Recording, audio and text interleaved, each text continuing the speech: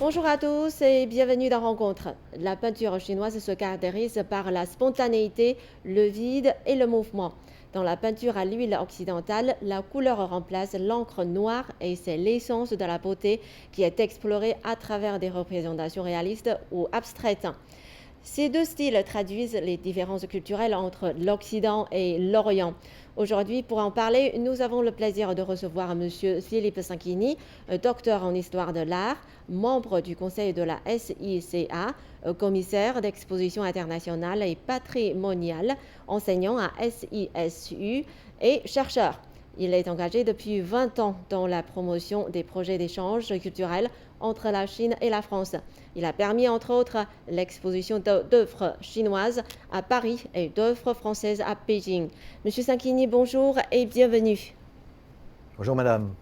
Vous travaillez et vous vivez à Shanghai depuis de nombreuses années. Shanghai a été surnommé par certains le Paris de l'Orient. Pourquoi avez-vous choisi Shanghai et quelle est votre impression sur la Chine? Écoutez, c'est vrai, je vis en Chine depuis 20 ans. Je peux dire, je vis la Chine d'une certaine manière. Alors pas comme chinois évidemment, toujours comme étranger. Donc j'ai un regard différent des Chinois, mais j'ai aussi un regard différent des Français en France sur la Chine. Shanghai était un choix, c'est vrai. J'y suis arrivé en 99-2000 et j'ai été tout de suite séduit par la beauté de la cité. Et puis j'ai vu tout de suite ce lien un peu particulier avec la France, ça sautait aux yeux. Alors c'est vrai qu'il y a la formule Paris de l'Orient, hein, c'est un peu une formule, un slogan séduisant, un peu publicitaire, mais là il faut faire attention de quoi on parle. Il n'y a pas de nostalgie à avoir ou de regret, un peu ce folklore sur ce qu'a pu être les concessions, la concession française, c'est des choses qu'on peut entendre encore malheureusement. Mais ce qui est plus intéressant au cours de cette époque, au début du XXe siècle, quand on parlait du Paris de l'Orient, c'est plutôt l'émergence de la Chine contemporaine et de la révolution chinoise. Donc beaucoup en France aujourd'hui ne connaissent pas Shanghai, en tout cas ce lien avec la France. C'est dommage, il faut travailler. D'ailleurs, je dois dire à l'époque, même sa UNP avait reconnu dans le Shanghai de l'époque un modèle urbanistique. Bref, mais justement, personnellement, moi, ce qui m'a beaucoup intéressé et frappé dans cette relation avec la France, dans ce Paris de l'Orient, comme on dit, c'est l'éducation. Hein, c'est l'importance de l'éducation française, ce qu'a pu apporter dans le domaine de l'éducation la France. Et là, je pense à Touchanoine, je pense à l'Université Aurore, etc., etc. Voilà. Et vous êtes docteur en histoire de l'art et membre de l'association des professeurs en archéologie et histoire de l'art des universités. Vous avez également participé à de nombreux projets d'échange culturel sino-français. Donc 20 ans plus tard, quels sont les moments forts qui vous ont le plus marqué? Écoutez, les moments forts, il y en a beaucoup en 20 ans. J'ai partagé ceux que tous les gens, enfin, tous les Chinois ont vécu aussi. C'est-à-dire, il y a eu les Jeux Olympiques en 2008, il y a eu l'exposition universelle, les Jeux Olympiques à Pékin, ceux en 2008, puis ceux plus dernièrement, et puis l'exposition universelle de Shanghai en 2010. Ça a été des moments très très forts que j'ai partagés en tant que Français en Chine avec les Chinois et puis tous les étrangers aussi qui vivaient ici. Mais d'un point de vue professionnel, ce qui a été très marquant, ce sont les années croisées. Hein, ce qu'a pu être cette série de grandes manifestations sur la relation entre la France et la Chine, qui ont eu lieu en France en 2004, puis après en Chine en 2005. À l'époque, j'avais la chance de travailler au service culturel, au consulat de France à Shanghai. Et donc, je me souviens très bien de la visite du président Chirac, justement, un président qui était particulièrement intéressé et sensible à la Chine et aux questions et à la relation entre la France et la Chine. Et nous savons que vous avez effectué des recherches très poussées sur l'histoire des artistes chinois en France au XXe siècle. Donc pourquoi êtes-vous particulièrement intéressé à cette époque de l'histoire des échanges sino-européens? Je crois que le point clé, pourquoi ce sujet s'est imposé, c'est la question de la modernité. Effectivement, quand on pense à l'art moderne, on pense à la France. La France a même une position un petit peu prééminente, hein, avec les impressionnistes, etc., enfin, tout ce qu'on connaît. Mais il y a aussi un enjeu au niveau de la Chine, c'est-à-dire que la Chine a, a- a- a produit sa propre modernité dans Mhm. beaucoup de domaines, et également en art.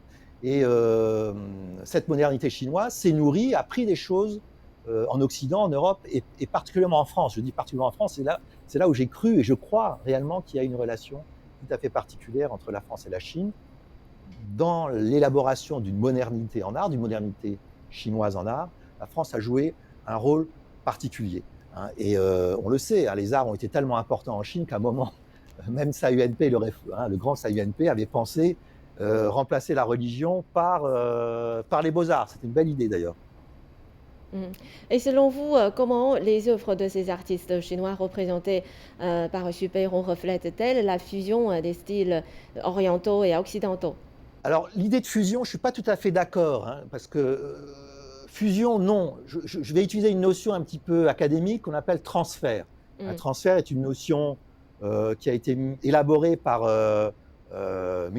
Michel Espagne. On parle de transfert culturel, donc c'est plutôt l'idée de prendre quelque chose ailleurs, de le ramener chez soi, de l'adapter, de le transformer pour en faire quelque chose qui appartient vraiment, qui exprime vraiment soi-même ou sa civilisation. Mhm. Donc c'est plus une adaptation, une transformation, une nationalisation qu'une fusion. C'est important parce qu'au fond, l'idée c'est d'éviter de comparer l'art moderne chinois à un modèle unique d'art moderne qui serait l'art moderne occidental. Voilà, alors on coche les cases, ça oui, ça non, et puis après donc ça crée une hiérarchie. Non, c'est-à-dire que avec l'idée de transfert, on arrive à comprendre que sans idée, en dehors d'une idée comparatiste, il s'est bien mis en place une modernité chinoise propre et qui a compté dans, je dirais, l'idée moderne dans le monde. Mhm. Et nous savons que les chevaux de Xu Beirong sont très connus en Chine.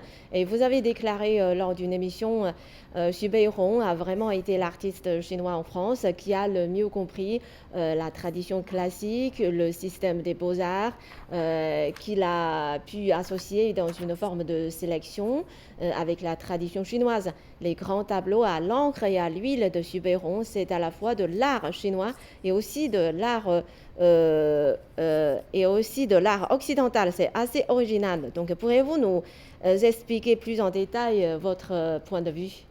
Ah voilà, évidemment, Subérong a occupé une place tout à fait particulière dans cette histoire des relations entre l'art moderne chinois et l'art moderne français, à travers ce qu'on appelle les beaux-arts. Effectivement, Subérong, comme beaucoup d'autres Chinois, et contrairement d'ailleurs aux Japonais, Mhm. se sont fixés à Paris à l'École nationale supérieure des beaux-arts. Hommes et femmes, là aussi c'est une différence avec les Japonais. Il y a eu beaucoup de femmes, d'élèves artistes, sculpteurs, peintres, graveurs, femmes, hein. Mhm. Donc, mais Subérong a vraiment été celui qui a vraiment compris dès le départ que ce qu'il pouvait retenir, enfin, ça a été un choix, et son choix s'est porté sur trois choses. D'une part, c'est le dessin, donc pouvoir maîtriser ce qu'on appelle le dessin académique. Pouvoir également représenter la figure du corps, hein, donc le corps humain. Je ne dis pas qu'il n'y a pas de corps humain, il y a des représentations du corps dans l'art chinois, mais enfin, ce n'est pas quelque chose qui domine l'art chinois, notamment, je dirais, au XVIIIe, XIXe ou début du XXe siècle. Donc, Subérong avait bien compris qu'il fallait apprendre ou réapprendre à représenter le corps. Et puis, donc, dessin, le corps, et donc, passer du dessin avec le corps vers la peinture, notamment la peinture à huile, et mettre ces éléments en mouvement dans ce qu'on appelle la peinture d'histoire. Donc, le dessin, le corps, l'histoire, ce sont les trois choses que Subérong a, je dirais, apprises et rapportées en Chine. Alors évidemment, ça peut paraître un petit peu étonnant de faire ça au début du XXe siècle, au moment où il y avait les fauves ou les cubistes, même le surréalisme, même l'art abstrait. Mais ça, c'est vraiment la force de Subérong, c'est de ne pas avoir suivi, hein, je dirais, ce modèle de modernité ou d'avant-garde occidentale, d'avoir vraiment pris ce que lui pensait être vraiment utile à l'art chinois. Et donc, ce qui fait que quand on voit, par exemple, les chevaux, hein, c'est tout à fait étonnant, de Subérong, c'est à la fois quelque chose de très chinois, mais tout à fait nouveau dans l'art chinois à l'époque, mais qui traduit aussi des éléments, enfin une influence occidentale et française, notamment la manière de dessiner les chevaux, l'anatomie du cheval, même sa mise en mouvement. Ce sont des choses qui sont très chinoises, mais aussi très nouvelles dans l'art chinois, et qui ont on peut voir, enfin nous, on peut l'étudier. Il y a des éléments qui viennent de ce qu'il a étudié à Paris, notamment à l'école des Beaux-Arts.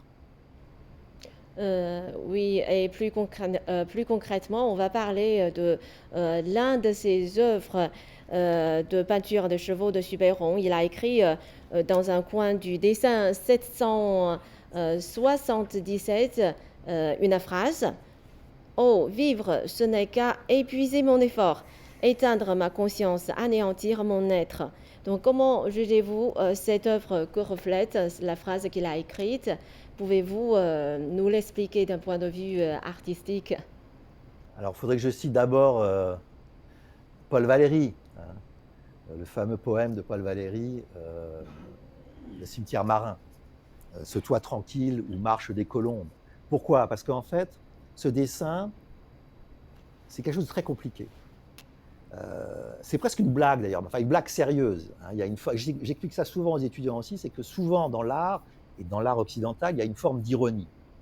Donc les choses n'ont pas toujours l'air d'être ce qu'elles sont. Donc on a d'une part un cheval, hein, et c'est l'une des meilleures représentations du cheval de Subéron. Le dessin est parfait, dessin très important. Subéron disait, en reprenant la citation d'Ingres, hein, le dessin est la probité de l'art. Donc dessin parfait. Et puis à côté, il y a un texte un petit peu désespéré, je dirais un petit peu romantique. Hein, mais là, c'est une citation littéraire, c'est pour ça que je citais du Paul Valéry, c'est qu'en fait, Subéron, Paul Valéry a écrit Le cimetière marin en 1920, et c'était précisément l'époque où Subéron a dû faire à peu près ce dessin. Donc il connaissait, on est à l'époque où la littérature et les arts sont très liés, donc Subéron connaissait très bien le français, il connaissait ces poèmes ou ces poèmes de Paul Valéry. Et donc on voit qu'il y a deux choses, c'est à la fois la maîtrise du dessin, une connaissance littéraire, et puis l'expression d'une sorte de désenchantement. Et ça aussi, c'est quelque chose que Subéron a appris. Le beau en Europe, hein, l'art en Europe, c'est beau, mais ça fait souffrir. Hein. Pourquoi? Parce que l'œuvre d'art pointe du doigt quelque chose. L'art en Occident désigne par sa beauté quelque chose, une vérité supérieure qu'on n'atteint jamais. Et donc, c'est beau, mais ça fait mal. Et ça, Subéron, il a très bien compris. Donc, il y a une forme d'acceptation de l'inévitabilité de la souffrance quand on fait de l'art. Et ça, bon, Subéron avait déjà une mentalité un petit peu, je crois qu'il a voulu se suicider une fois, il était un petit peu, comme beaucoup d'artistes, un petit peu parfois déprimé, ou des fois très, très exalté, puis après très, très mal. Bon. Mais il a bien compris que cet élément un petit peu, cette psychologie reflétait aussi l'enjeu de son apprentissage, de ce qu'il allait faire après en Chine. À tel point que Paul Valéry, d'ailleurs, hein, a participé à son exposition. Il a fait la préface de l'exposition à Paris en 1933. Et Paul Valéry disait au sujet des Chinois, donc de Subéron, maintenant les Chinois ont ils ont deux passés. Le leur, donc celui des Chinois, et le nôtre, celui des Européens. Et Subéron avait tout à fait confiance de cette forme d'ambiguïté, d'être un petit peu entre les deux, et d'avoir devant soi tout ce champ d'expérience à parcourir, ce qu'il a fait. Hein, après, avec les œuvres qu'on connaît, notamment ses grands tableaux à l'huile, ses grands tableaux à l'encre, et évidemment les chevaux dont on a parlé à l'instant, qui sont vraiment, alors les chevaux de Subéron, je pense que beaucoup de gens en Europe et en France connaissent les chevaux de Subéron, mais ils ne savent pas que c'est de Subéron. Hein. Et c'est une des images, c'est tellement fort que, là aussi, on aurait du mal à comparer. Ça peut être comparé à Millet ou à Renaud. C'est probablement une des grandes images universelles de l'art. Les chevaux de Subéron, on les connaît partout dans le monde, sans même de savoir que c'est de Subéron, mais c'est lui, et c'est chinois, et c'est moderne. Et certains estiment que la différence entre la peinture chinoise et la peinture à l'huile est ce qui distingue l'art chinois de l'art occidental. La peinture chinoise accorde beaucoup d'importance au vide et au plein et est très liée à la philosophie chinoise. Donc, comment voyez-vous les différences des approches artistiques chinoises et occidentales? Alors, ce n'est pas tellement la question de l'huile ou de l'encre, puisque d'ailleurs, paradoxalement, le but essentiel de Subéron et de beaucoup d'artistes chinois n'était pas tellement l'huile, c'était d'apprendre des choses qui permettraient de renouveler vraiment ce qui est resté tout le temps, ce qui reste essentiel dans l'art chinois, c'est-à-dire la peinture à l'encre. Donc l'idée d'opposer encre et huile et de dire, ah, vous savez, l'huile, c'est vraiment très occidental, et puis l'encre, c'est vraiment très, très chinois, et que c'est non, enfin, ça, oui, c'est pas totalement faux, mais l'essentiel n'est pas là. L'essentiel, c'est plutôt le fait qu'en Occident, on fabrique une image. Hein. Il y a vraiment l'idée de, quel que soit le type d'œuvre d'art, d'ailleurs, c'est l'idée que l'artiste en Europe, notamment, et en France, fabrique. Il y a l'idée de fabriquer une image qui est un objet qui a une dimension spirituelle. Hein, c'est ce que je disais tout à l'heure, c'est-à-dire que l'œuvre d'art désigne à la fois à l'artiste et à celui qui, je veux dire, qui en jouit, mais qui en souffre aussi, eh bien, quelque chose de supérieur qu'on entrevoit, mais qu'on ne peut pas atteindre. Bon, c'est l'idée platonicienne de l'œuvre d'art, bon, j'insiste pas. Mais ça, je ne crois pas que ça existe comme cela en Chine. Il n'y a pas cette idée de fabrication d'un objet qui soit, vous voyez, d'ailleurs, même l'idée de fabrication, de ce que je sais, je ne suis pas spécialiste de l'art chinois, mais on ne fabrique pas d'œuvres d'art en Chine. Une encre n'est pas fabriquée, elle est faite. Bon, elle est faite, hein, elle a une réalité matérielle, mais ce n'est pas ce qui compte. Alors que, précisément, la réalité matérielle de l'œuvre d'art en Occident est ce qui permet justement d'aller vers sa dimension supérieure et spirituelle. Bon, alors, vous me direz quel est le point commun? Ben, un des points communs, c'est la compassion. Et c'est là où c'est tout à fait étonnant, c'est-à-dire qu'il y a une forme d'humanisme et je ne sais pas comment définir la compassion, j'aurais du mal à le faire en 10 secondes, mais on retrouve entre ces deux systèmes, ou ces deux manières de faire de l'art, ou d'être artiste, ou de ressentir, même de jouir de l'art, différentes, il y a un point commun qui est la compassion. Et ça, c'est quelque chose que Suberong aussi avait très bien senti. Pourquoi? Parce que Suberong avait, par exemple, s'intéressait pas du tout aux surréalistes. Non, ce qui l'intéressait, c'était les naturalistes, les peintres naturalistes comme Cormon ou Daniel Bouvray ou Bastien Lepage. Pourquoi? Parce qu'il avait vu chez eux à la fois la capacité extraordinaire de très bien dessiner, de très bien peindre, mais de pouvoir montrer une réalité qui touchait profondément, humainement, justement, qui touchait à cette fibre de la compassion, à cette espèce de sympathie universelle, humaniste, qui est en chacun de nous, qu'on soit chinois ou français. Mmh. Donc ça aussi, c'est quelque chose que Suberong, je pense, a ramené en Chine et qu'il a trouvé en tout cas en France. Vous avez enseigné dans un environnement très éloigné du contexte culturel d'origine. Quand vous communiquez avec les étudiants chinois, est-ce que vous rencontrez des difficultés ou bien quels sont les défis pour vous d'enseigner en Chine? Pourriez-vous nous raconter quelques anecdotes? Oui, Sisu est vraiment un environnement très favorable. Je remercie le directeur Wang Haizhou. Des fois, les classes on a 30 étudiants, des fois on en a 2 quand ce sont des doctorants. Bref, donc chaque situation est différente. Mais je veux insister sur la qualité des étudiants chinois, très sérieux, très travailleurs, très ouverts, très volontaires à faire des choses. Pour ma part, enseigner, c'est montrer. Montrer et montrer aux étudiants. Souvent, un étudiant, on a tous été étudiants, c'est un petit peu séparé. Ah, je dois apprendre ça, cette règle de grammaire, et puis après, je dois étudier ce tableau, cet auteur. Puis après, j'ai cours de musique, donc ça va être différent. C'est leur montrer que tout ça peut être mis en rapport. Pour moi, l'enseignement, ce qui m'importe le plus, c'est pas tellement de faire apprendre des choses que de montrer aux étudiants et développer leur capacité à mettre en rapport des choses différentes, c'est-à-dire mettre en rapport un tableau avec un texte littéraire, enfin une poésie, et puis mettre ce tableau et cette poésie en rapport avec de la musique. Donc ça peut être par exemple mettre un tableau de Géricault en rapport avec un poème romantique de Musset et puis une musique de Berlioz. Ou comme dernièrement, on est sur le meuble 18e, et donc une étudiante très intelligemment a pris un meuble, un siège Louis XV, et puis m'a parlé après de la musique de Rameau, de Jean-Philippe Rameau, Les Indes galantes, et puis après elle m'a montré un extrait de film de reconstitution sur ce qu'était la vie à Versailles. Je crois que c'était le film de Coppola sur Marie-Antoinette. Et ça, j'ai trouvé ça, et je dis, mais voilà, elle a tout compris, c'est-à-dire que c'est pas simplement connaître toutes les informations sur ce tableau ou sur son auteur, non, c'est pouvoir, l'intelligence, c'est mettre en rapport. Et quand j'ai pu aider un étudiant à faire cela, eh bien, j'ai rempli ma mission, je suis très heureux. Et en tant que commissaire d'exposition, vous avez participé en 2018 à l'exposition Un rêve français de l'école au salon Les Beaux-Arts à Paris au XIXe siècle, organisée par le Musée national de Chine. Et en 2016, à l'exposition Résonance chinoise, exposition itinérante internationale de peinture à l'huile chinoise, organisée au Palais Brongniart à Paris.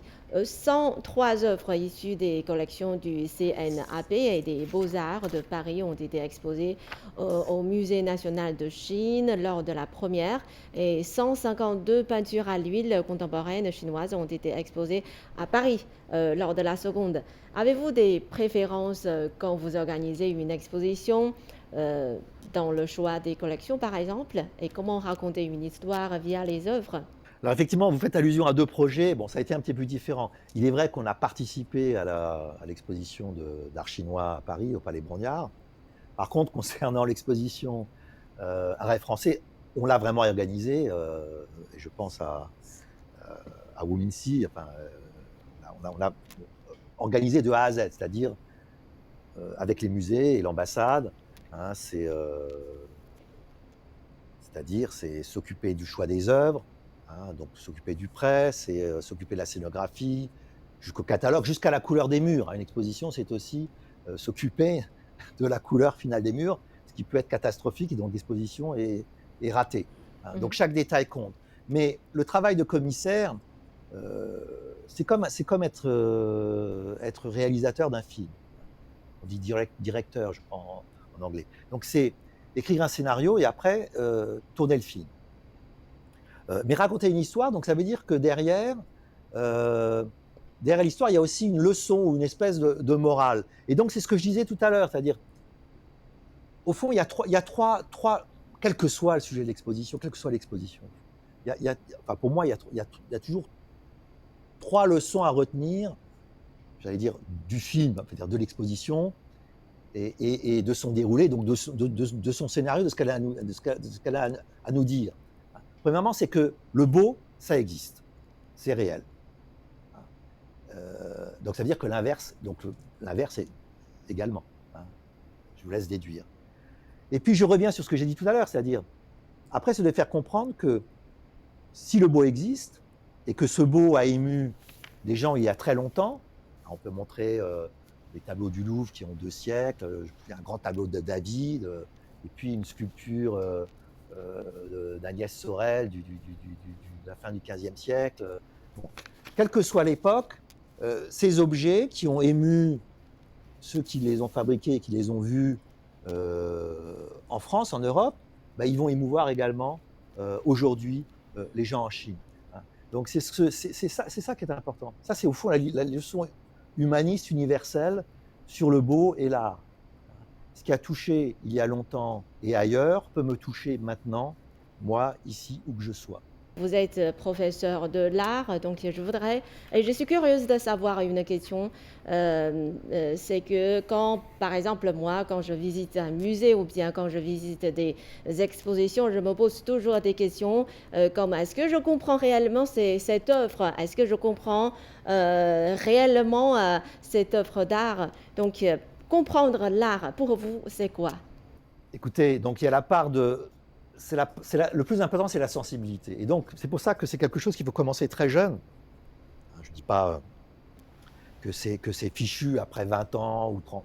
On peut toujours, heureusement, accéder et être sensible à l'art. Mais quand je vois rien ne me fait plus plaisir quand je visite un musée, ou même quand on a la chance de faire des expositions, c'est de voir des jeunes. Alors, on voit des enfants. Et je sais qu'en Chine, c'est très bien. Enfin, en France aussi. Mais en Chine, on voit très régulièrement, très souvent, des groupes scolaires arriver, des enfants même qui sont en train de s'entraîner à reproduire ce que faisaient ce qu'a fait Subérong à Paris aussi, où tous les étudiants en art depuis tous les temps, de reproduire et de dessiner qui le tableau, qui la sculpture d'un maître. C'est comme ça aussi qu'on exerce sa sensibilité. Donc, il n'y a pas à avoir je dirais, d'infériorité, même avec un art qui vient d'une autre civilisation. Vous êtes chinoise, vous vous intéressez à l'art français, c'est très bien. Je suis français, je m'intéresse à l'art chinois, c'est très bien. Je n'ai pas arrivé à dire oh là là, oh, mon Dieu, je suis français, je ne vais rien comprendre à l'art chinois. Probablement, il y a beaucoup de choses que je ne vais pas comprendre, d'accord. Ou oh mon Dieu, je suis chinois ou chinoise, je ne vais rien comprendre à l'art français. Non. Il faut dépasser cette limite. Par contre, il faut être sérieux, c'est-à-dire, être sérieux, justement, c'est être sensible.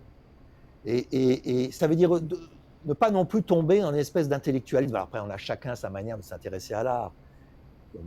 On a le droit, et c'est même très utile, de lire des livres, de se renseigner, de connaître la vie de l'auteur, de connaître l'histoire de l'œuvre, de comment, tous ces détails qui sont très intéressants. Mais au départ, et ça paraît une banalité, mais c'est vrai, c'est d'ouvrir, c'est-à-dire d'ouvrir son cœur, d'ouvrir son âme et d'ouvrir son cœur. C'est ça la clé. Il n'y en a pas d'autres d'ailleurs. Mais les lieux aussi sont très importants. Les musées. Là, je suis un petit peu Marie, donc un petit peu. Moi, j'aime bien les petits musées, un petit peu. Alors, on a beaucoup travaillé dans des grands musées. C'est la tendance maintenant d'avoir des très grands musées qui sont aussi grands que des aéroports. Mais moi, j'aime beaucoup, et c'est le cas en France, c'est le cas aussi en Chine, c'est le cas aussi en Italie. Hein, on va dans des endroits un petit peu secrets. Et puis là, on a au fin fond d'une église toscane, on a un grand tableau d'un maître italien où on va à Arles dans une église improbable. Et puis il y a une sculpture, un grand buste d'Auguste. Bon, c'est ça qui est. Il y a aussi le lieu. Le lieu, il fait aussi l'écrin. Hein, l'environnement est aussi très important. Donc voilà, il faut être sensible à l'œuvre, il faut être sensible aussi aux lieux dans lesquels ces œuvres sont exposées. Et ça, c'est la responsabilité des commissaires ou des musées, c'est de créer un environnement qui soit favorable, utile à cette relation entre l'œuvre, l'objet, et puis l'artiste qui a vécu derrière, qui a fabriqué l'œuvre, et puis le spectateur, enfin, le visiteur, qui doit, hein, qui doit franchir cette ligne, qui est celle de la sensibilité, de l'ouverture du cœur. C'est pas facile, c'est une alchimie compliquée, c'est pas facile. Puisque tout à l'heure vous avez parlé des lieux, des expositions, ça me pose une question. Depuis ces 2 dernières années, surtout avec l'épidémie de Covid-19, il y a des lieux consacrés à l'art, comme des galeries ou bien des musées ont proposé des expositions en ligne ou bien des expositions virtuelles. Donc comment voyez-vous le lien entre l'art et la technologie? Est-ce que vous êtes d'accord avec ces expositions ou bien cette nouvelle tendance d'exposition en ligne? Écoutez, la situation a été, faut le dire, quand même assez exceptionnelle avec la pandémie.